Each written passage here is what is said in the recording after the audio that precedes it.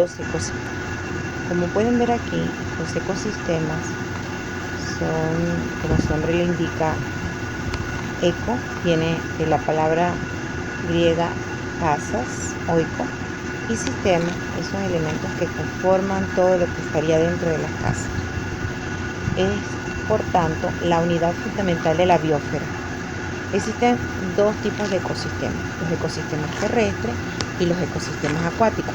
Nosotros ya hablamos acerca de lo que son las geósferas y que ellas son diferentes tipos de capas que conforman nuestro planeta, que nos ayudan a estar en equilibrio con nuestro medio y a permanecer.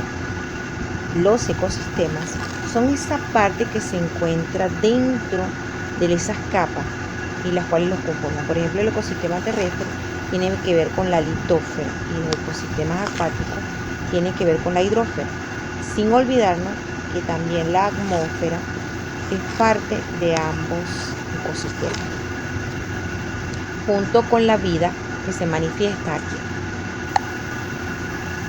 Vamos a entender entonces estos ecosistemas como parte integral donde los organismos viven y se desarrollan de modo armónico y articulado. Entonces, los ecosistemas se caracterizan por tener esa importancia o esa verdad que los hace parte. Es un sistema abierto porque circulan los materiales. Por ejemplo, la materia es reciclada continuamente. Por eso se habla de que una de las características principales de los ecosistemas es el hecho de ser abierto. Y también fluye la energía todos los días por nuestro planeta del Sol hacia nosotros. Entonces los elementos materiales circulan continuamente y el flujo de energía también, pero no de forma circular, sino todos los días amanece y todos los días anochece. Esto proviene del Sol. En cuanto a las poblaciones que la integran, ellas van a interactuar entre sí y con su medio ambiente a través de algo muy importante que es la productividad. Aquí vemos que la productividad es parte esencial, ya que la productividad es la cantidad de materia orgánica que se produce en un medio. Ya más adelante les estaré caracterizando lo que es esa productividad, que se diferencia en lo que es productividad primaria y productividad secundaria. Ahí vemos cómo las poblaciones interactúan entre sí. Esto ocurre en su medio, tanto en los océanos como en el ecosistema terrestre. Ahora, para definir bien lo que pasa dentro de este sistema, hay que entender que existen diferentes sistemas, un sistema físico, un sistema biológico. Entre el sistema físico tenemos el elemento pH. Este pH se manifiesta aquí por la cantidad de acidez que hay en el medio ambiente. Y este es la concentración en iones hidrógenos en una solución, que puede ser el suelo o que puede ser el agua. Esto va a equilibrar qué organismos van a convivir o a cohabitar en esos medios. Fíjense, cada organismo está adaptado a un pH particular. Los suelos, para ser más productivos, deben estar en un pH neutro entre 7.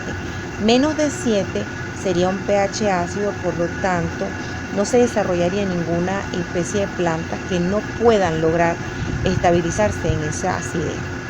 La temperatura es otro elemento físico importantísimo, ya que ella va a regular el medio en que esa energía térmica que proviene del sol regula lo que es la natalidad de las especies, donde ellos van a habitar. Hay especies que están desarrolladas para vivir en sombra, los que están capacitadas para vivir en el sol, y así ellas van entonces a poder de alguna forma distribuir a las especies en cualquier ecosistema.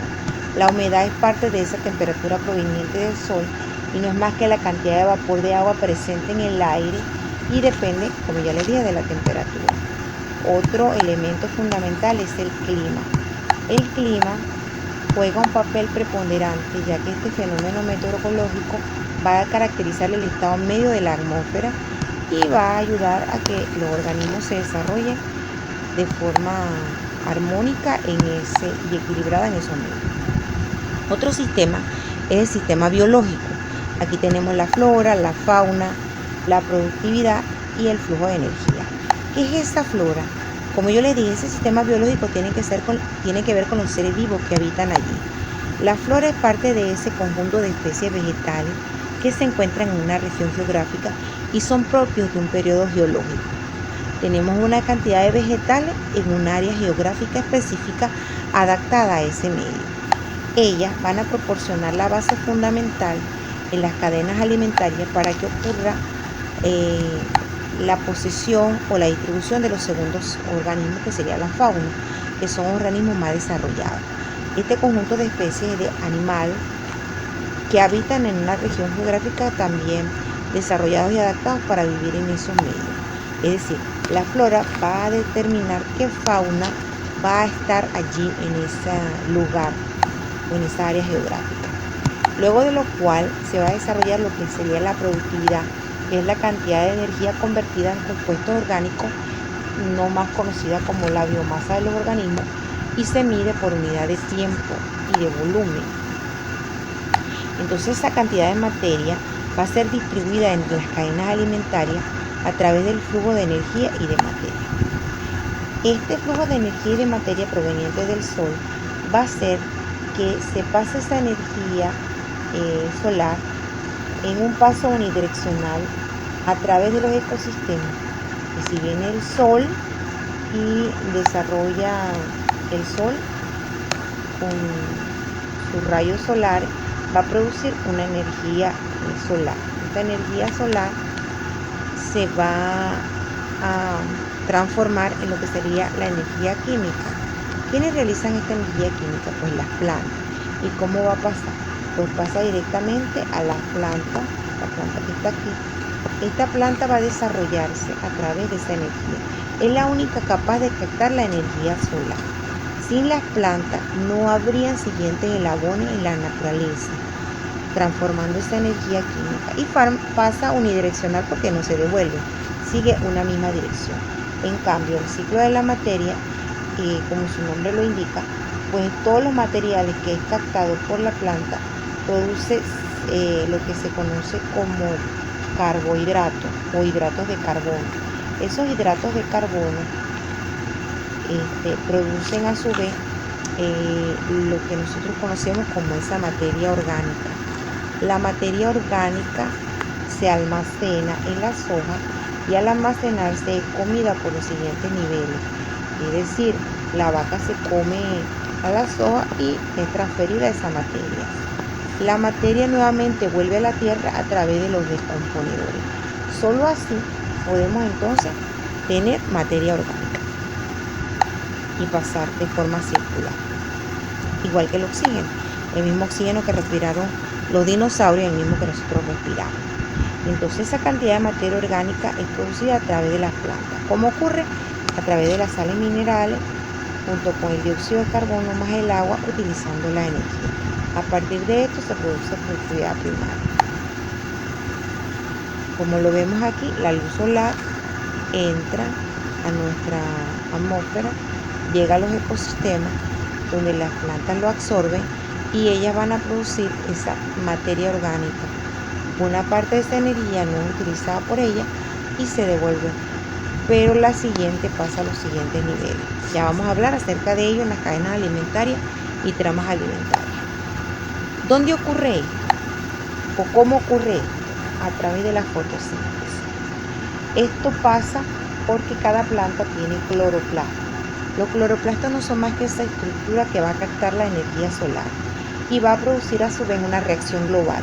Esta reacción se conoce como la toma de dióxido de carbono y la toma a través de las raíces del agua.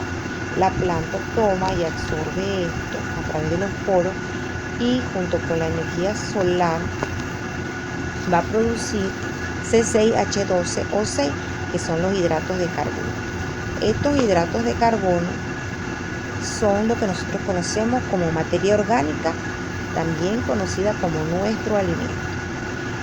Y luego va a producir 6 moléculas de oxígeno que va a repartir o a dar en el medio. Por eso es que algunas personas piensan que la planta solamente nos da oxígeno, pero la planta no solamente nos da oxígeno, sino que su función principal es alimentarse a sí misma y alimentarnos a todos nosotros para que la energía proveniente del sol pueda ser parte de nuestra energía capturada en cada enlace carbono-carbono que produce la planta. Así obtenemos entonces la energía. Aquí lo vemos entonces como la luz es transferida por el sol, pasa a través de las hojas.